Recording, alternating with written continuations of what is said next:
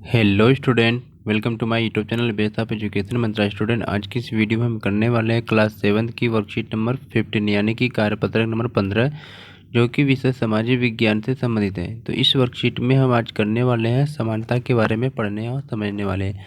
ये जो हमारी वर्कशीट ये 10 सितंबर 2021 की वर्कशीट है। तो चलिए हम शुरू करते हैं अपनी वर्कशीट को।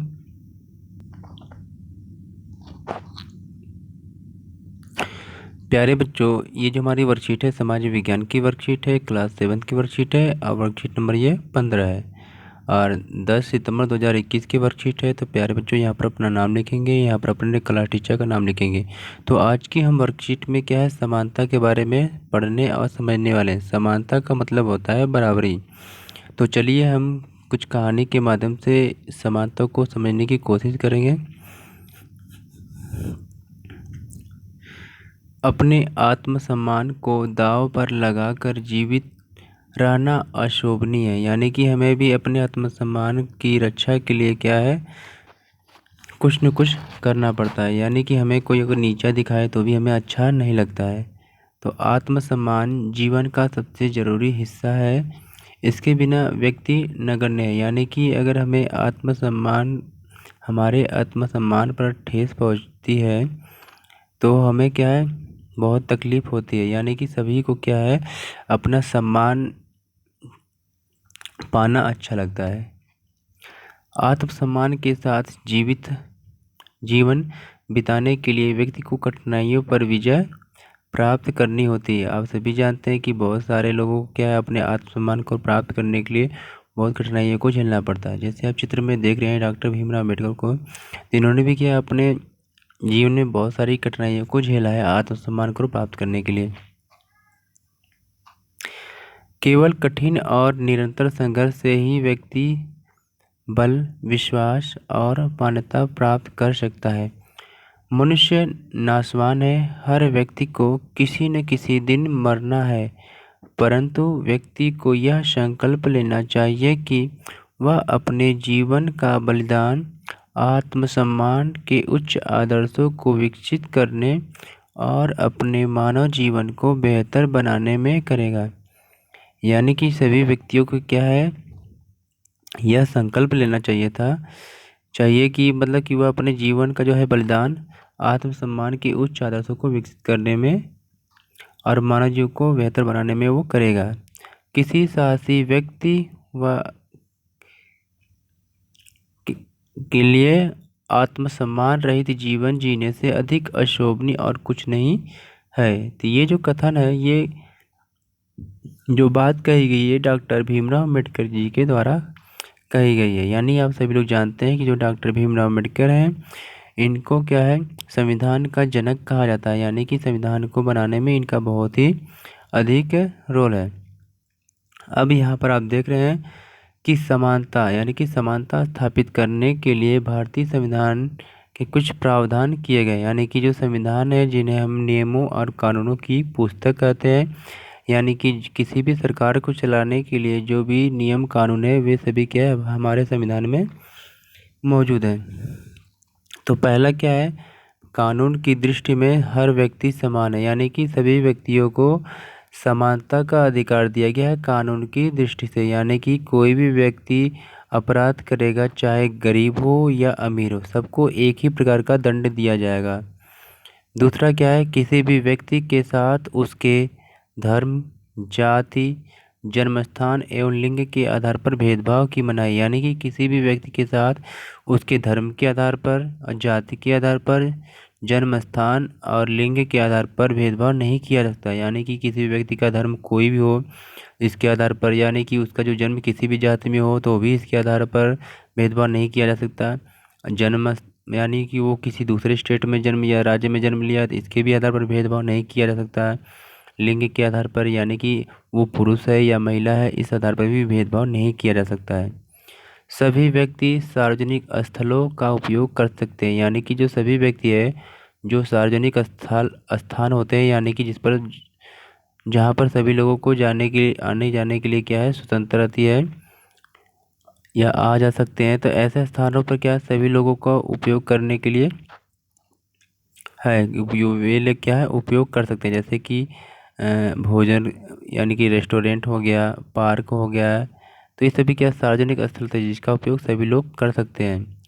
अस्पृश्यता का उन्मूलन किया गया, यानी कि जो छुआछूत यानी भेदभाव जो है इसको समाप्त कर दिया गया, यानी कि अगर कोई भी व्यक्ति किसी के साथ भेदभाव करते हुए अगर पाया गया है तो उसे क्या है दंड देने की व्यवस्था की गई है। आगे देखते हैं बच्चों। शासन ने संविधान द्वारा मान्य किए गए समानता के अधिकार को दो तरह से लागू किया है।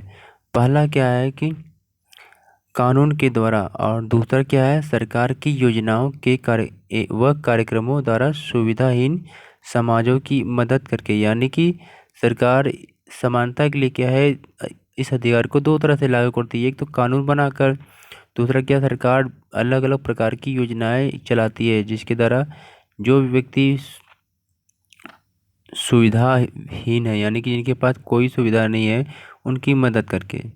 भारत में ऐसे अनेक कानून हैं जो व्यक्ति के समान व्यवहार प्राप्त करने के अधिकार की रक्षा करते हैं, यानी कि भारत में बहुत सारे ऐसे कानून बने हुए हैं जिससे क्या है समान व्यवहार प्राप्त करने के लिए उनकी रक्षा करते हैं।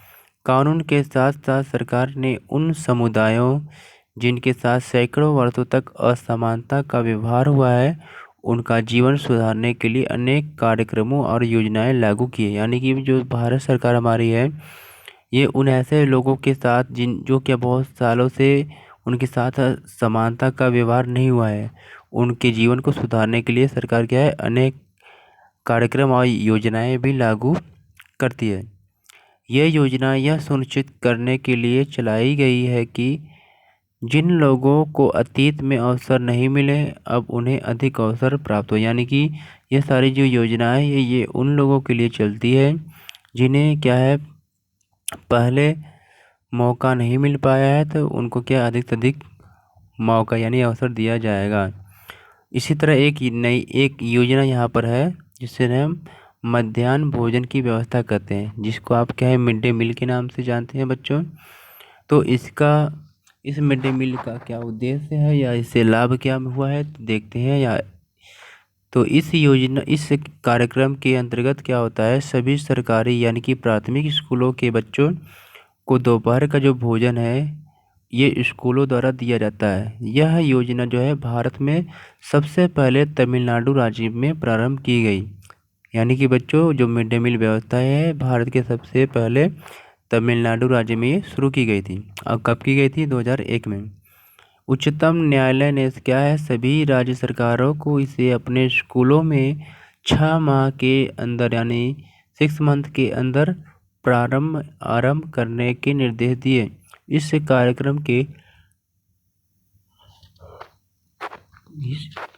कार्यक्रम से काफ़ी सकारात्मक प्रभाव हुए, यानी कि इस कार्यक्रम के द्वारा बहुत ही सकारात्मक प्रभाव प्राप्त हुआ है। उदाहरण के लिए ले ली जाए इसका लाभ क्या है तो दोपहर का भोजन मिलने के कारण बहुत से जो गरीब बच्चों ने अधिक संख्या में स्कूल में प्रवेश लेना और नियमित रूप से स्कूल जाना शुरू कर दिया। यानी कि बहुत सारे ऐसे बच्चे थे जो भोजन की वजह से क्या स्कूल नहीं जाते थे, अब क्या है भोजन की वजह से क्या है इन गरीब बच्चों की जो संख्या है स्कूल में बढ़ने लगी है। शिक्षक बताते हैं कि पहले बच्चे खाना खाने घर जाते थे, यानी कि पहले बच्चे दोपहर को खाना खाने के लिए घर जाते थे और फिर क्या वो वापस नहीं लौटते थे स्कूल। परंतु अब क्या है जब मध्याह्न यानी कि रेसेस लंच में जब उन्हें भोजन स्कूल में ही मिल जाते हैं या मिलने लगा है उनकी उपस्थिति में सुधार आया, यानी कि अब वे बच्चे स्कूल में रुकते हैं। इस कार्यक्रम से जातिगत पूर्वाग्रहों को कम करने में सहायता मिलती है। अब यहाँ पर पूर्वाग्रह का मतलब क्या होता है, जैसे हम अपने मस्तिष्क में कोई ऐसी धारणा बना लेते हैं जो पहले से चली आ रही, जैसे हम मान लें कि लड़कियां केवल घर में खाना ही बना सकती हैं, तो ये है हमारा पूर्वाग्रह, यानी कि हमें पहले से ही क्या है एक धारणा बना लेते हैं। अब आगे देखेंगे बच्चों। यद्यपि लोग यह जानते हैं कि भेदभाव का व्यवहार कानून के विरुद्ध है, फिर भी वे जाति, धर्म, दिव्यांगता, आर्थिक स्थिति और लिंग के आधार पर लोगों से असमानता का व्यवहार करते हैं। यानी कि सभी लोग जानते हैं कि इस प्रकार का भेदभाव करना गलत है या कानूनी अपराध है, लेकिन फिर भी इस प्रकार के लोग भेदभाव करते हैं। वर्तमान दृष्टि को बदलना तभी संभव है जब लोग यह विश्वास करने लगे कि कोई भी कमतर नहीं है। यानी कि जब तक सभी लोग ये विश्वास करने नहीं लग जाएंगे कि कोई भी व्यक्ति किसी से कम नहीं है और हर व्यक्ति सम्मानजनक व्यवहार का अधिकारी है। यानी कि सभी व्यक्ति क्या है, सम्मानजनक व्यवहार प्राप्त करने का अधिकारी है। प्रजातंत्रीय समाज में समानता स्थापित करना एक सतत संघर्ष है जिसमें व्यक्तियों और विभिन्न समाजों को सहयोग देना है। तो ये थी बच्चों हमारी वर्कशीट जो समानता पे आधारित थी। तो चलते हैं, अब हम दिए गए क्वेश्चन को करते हैं। तो प्यारे बच्चों, पहला क्वेश्चन हमारा है कि समानता के लिए भारतीय संविधान में किए गए प्रावधानों का उल्लेख कीजिए। तो ये आपकी वर्कशीट में भी दिया गया था इसका क्वेश्चन का आंसर। तो चलिए इस क्वेश्चन का आंसर देखते हैं। तो समानता स्थापित करने के लिए भारतीय संविधान में कुछ प्रावधान किए गए हैं। पहला क्या है कि कानून की दृष्टि में हर व्यक्ति समान है। सेकेंड क्या है, किसी भी व्यक्ति के साथ उसके धर्म, जाति, वंश, जन्म स्थान एवं लिंग के आधार पर भेदभाव की मनाही। थर्ड क्या है, सभी व्यक्ति सार्वजनिक स्थलों का उपयोग कर सकते हैं। फोर्थ क्या है बेटा, अस्पृश्यता का उन्मूलन किया गया। चलते हैं सेकेंड क्वेश्चन की तरफ। सेकेंड क्वेश्चन हमारा है बच्चों, मध्याह्न भोजन व्यवस्था किस प्रकार समानता लाने में सहायक हुई है, इसका वर्णन करना है। तो उसका आंसर देखते हैं। मध्याह्न भोजन योजना भारत सरकार की एक योजना है जो समतावादी मूल्यों के प्रयास में भी सहायता करती है, क्योंकि कक्षा में विभिन्न जाति वर्ग के बच्चे एक साथ बैठकर खाना खाते हैं, जिससे उनके अंदर समानता की भावना आती है। साथ ही यह लड़के और लड़कियों में अंतर को भी खत्म करने में विशेष रूप से क्या है, सहायक है। तो प्यारे बच्चों, चलते हैं थर्ड क्वेश्चन की तरफ। थर्ड क्वेश्चन हमारा है कि समाज में समानता स्थापित करने के लिए कुछ उपाय बताइए। तो इस क्वेश्चन का जो आंसर है, तो इसके कुछ उपाय हैं। पहला क्या है, आर्थिक भेदभाव को दूर करने के लिए गरीबों के लिए ये योजना चलानी चाहिए। यानी गरीबों के लिए क्या इस प्रकार की योजना चलानी चाहिए जिससे आर्थिक भेदभाव को कम किया जा सके। सेकेंड है कि लैंगिक भेदभाव को दूर करने के लिए लड़के और लड़कियों को भी क्या है, समान अवसर यानी मौका मिलना चाहिए। क्वेश्चन थर्ड पॉइंट हमारा, धार्मिक समानता लाने के लिए सभी धर्मों को समान समझना चाहिए, इसलिए समान समझना चाहिए तथा क्या है, इसके लिए प्रयास करना चाहिए। तो प्यारे बच्चों, ये थी हमारी आज की वर्कशीट जो समानता पे आधारित थी। तो प्लीज़ हमारे चैनल पे नए हैं तो चैनल को सब्सक्राइब करें, जिससे कोई भी वीडियो अपलोड करें आपको आसानी से मिल जाए। और इस वीडियो को अपने दोस्तों के साथ लाइक और शेयर ज़रूर करें बच्चों। Okay, take care, good bye बच्चों।